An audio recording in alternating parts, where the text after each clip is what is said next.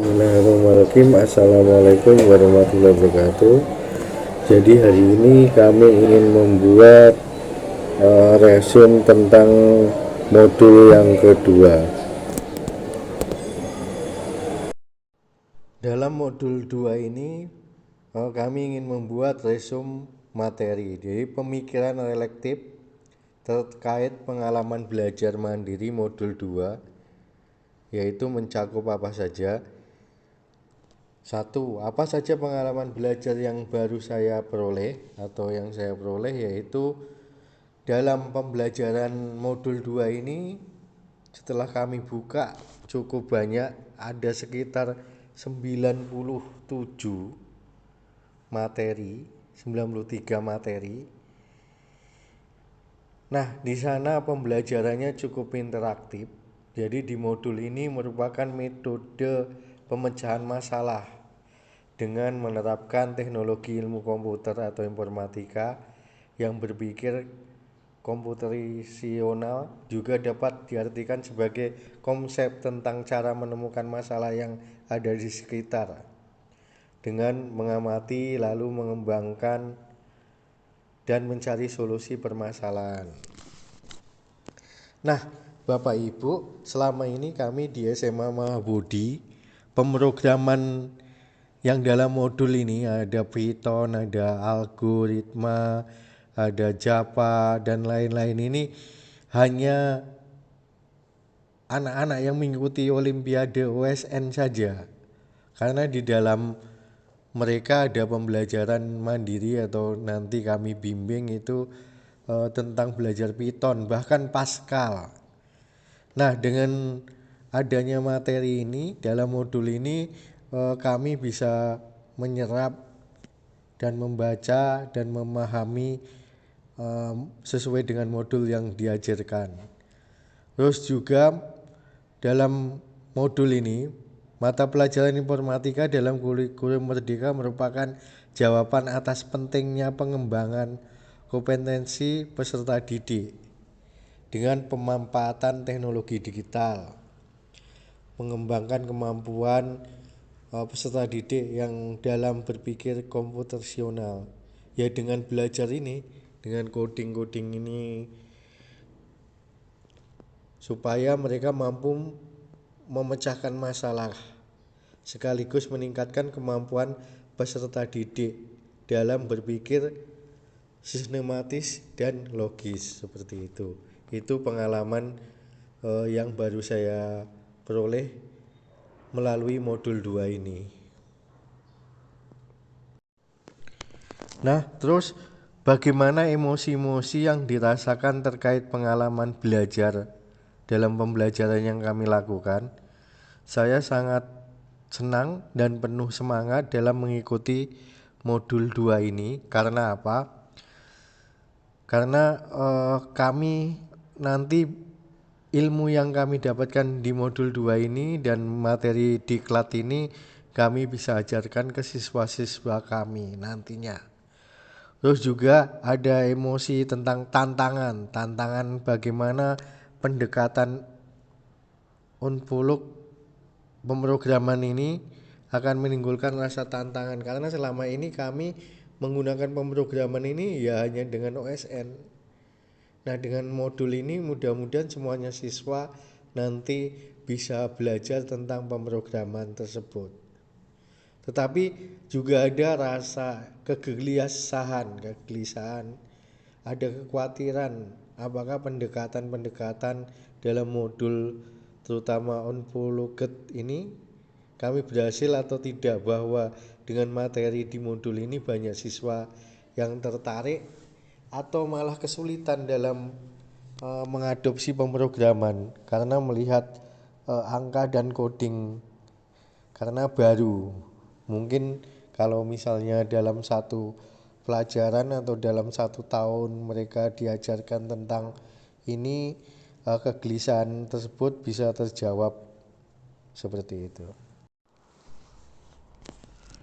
Hal apa saja yang sudah baik berkaitan dengan proses pembelajaran? Penggunaan teknologi dengan pembelajaran integrasi teknologi seperti komputer, tablet, aplikasi pendidikan online dan modul-modul memperkaya proses pembelajaran dan membuat lebih interaktif dan menarik.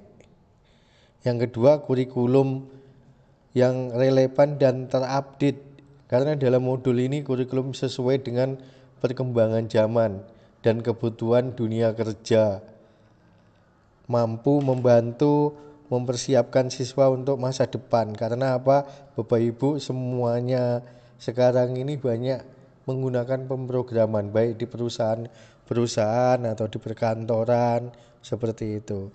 Terus dalam modul juga akses atau sumber daya pendidikan, penyedia bahan ajar yang kami dapatkan itu cukup sangat lengkap.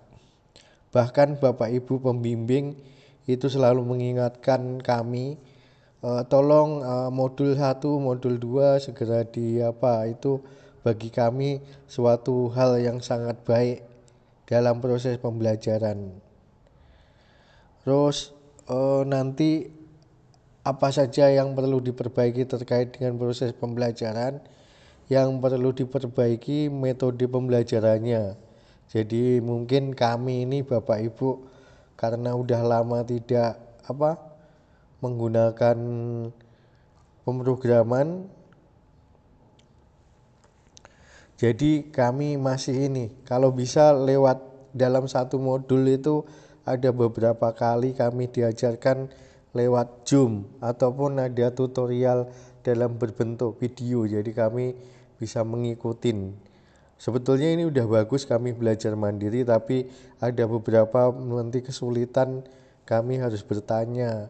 Tetapi kalau misalnya ada Zoom, kami akan lebih mudah lagi dan ini perlu diperbaiki seperti itu.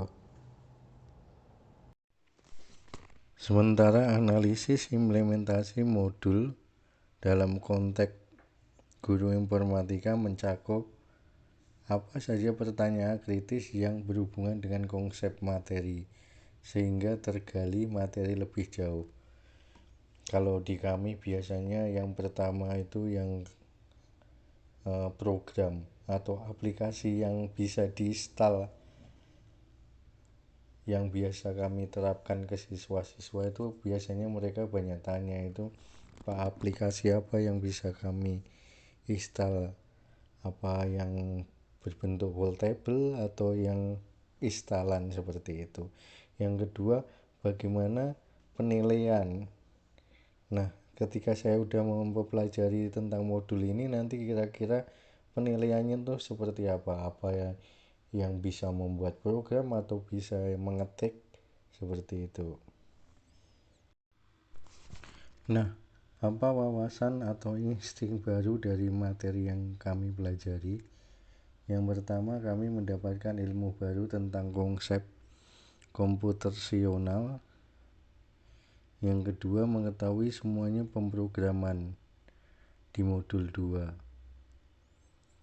Jadi pemrograman Python, algoritma, dan pemrograman lain. Yang ketiga, memiliki skill dan kemampuan mengerti bahasa pemrograman.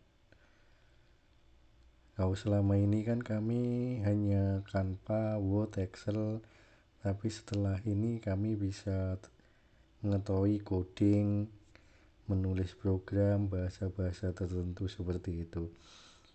Terus yang keempat, meningkatkan kemampuan logika dan kreativitas. Karena dengan belajar ini kami bisa membuat soal atau bisa mengetahui berpikir secara logis dengan coding. Gimana sih codingnya itu tidak error, lancar, berjalan dengan normal seperti itu. Apa tantangan sesuai dengan konteks guru informatika? Yang pertama, penerapan teknologi dan komunikasi dalam konteks pembelajaran di sekolah tidak lagi merupakan sekedar opsi tambahan, melainkan telah menjadi suatu kebutuhan yang mendesak. Biasanya kan kami TIK ini cuma untuk seperti kan udah bisa belajar. Nah, dengan adanya pemrograman ini bisa tidak lagi cadangan, tetapi sesudah menjadi sesuatu kebutuhan yang mendesak. Yang kedua, untuk mengoptimalkan pemanfaatan TIK dalam pembelajaran diperlukan strategi yang matang dan terencana. Jadi kami nanti mengarahkan ke siswa-siswa kami, terutama coding-coding ini harus kami optimalkan lagi sesuai dengan yang mau kami terapkan di sekolah. Apa saja alternatif solusi terhadap tantangan yang ditemukan? Guru dan siswa harus memiliki akses terhadap teknologi digital dan internet dalam kelas, sekolah, dan lembaga pendidikan. Ini berarti sekolah harus memiliki sarana prasarana yang memadai yang berkaitan dengan teknologi informasi dan komunikasi, seperti tersedianya komputer, laptop, jaringan internet, laboratorium komputer, peralatan multimedia seperti CD, DVD, dan infokus. 2. Harus tersedia materi yang berkualitas, bermakna, dan dukungan kultural bagi guru dan siswa. Materi-materi ini dapat berupa materi pembelajaran interaktif yang berbantuan komputer, laptop, seperti CD, DVD, dan infokus dalam pembelajaran interaktif. Guru harus memiliki pengetahuan dan keterampilan dalam menggunakan alat-alat dan sumber-sumber digital dalam kegiatan belajar mengajar agar tercapai standar kriteria ketuntasan minimal, KKM. Keterhubungan topik yang dipelajari dengan pengalaman di masa lalu penerapan di masa mendatang. Pengalaman di masa lalu di sekolah kami, pemrograman Python dan algoritma BLM kami laksanakan hanya anak-anak yang mengikuti OSN komputer. Posisi guru hanya memfasilitasi sarana dan prasaran belajar dan menuntun anak dalam pembelajaran. Keberpihakan pada peserta didik tentu sudah saya laksanakan dengan meminta umpan balik ataupun saran dari peserta didik terkait materi dan teknis pembelajaran. Konsep atau praktik baik yang dilakukan bisa dari modul yang lain atau dari sumber lain di luar bahan ajar. Praktik membuat aplikasi atau menulis coding dari mulai yang sederhana sampai ke coding yang hitungan menemukan alternatif solusi yang harus ia tempuh. Keberagaman ini menjadikan proses pembelajaran pemrograman menjadi lebih bervariatif dan tidak kaku. Hingga terbentuknya hubungan yang harmonis dan iklim budaya positif di sekolah. Konsep atau praktik baik yang dilakukan dari mata pelajaran dan kegiatan lain di sekolah setelah memahami materi modul 2 pengelolaan program yang berdampak positif pada murid. Saya berupaya untuk mencari literatur tentang program-program yang bisa saya terapkan di sekolah saya melalui internet, YouTube, Google, bertanya kepada rekan guru dari sekolah lain yang sudah menerapkan program yang serupa, berdiskusi dengan pengajar praktik terkait langkah-langkah pelaksanaan program dan juga tantangan serta solusi yang bisa diterapkan. Mengambil pelajaran dari program-program terdahulu yang pernah dilaksanakan, baik yang berhasil maupun belum berhasil.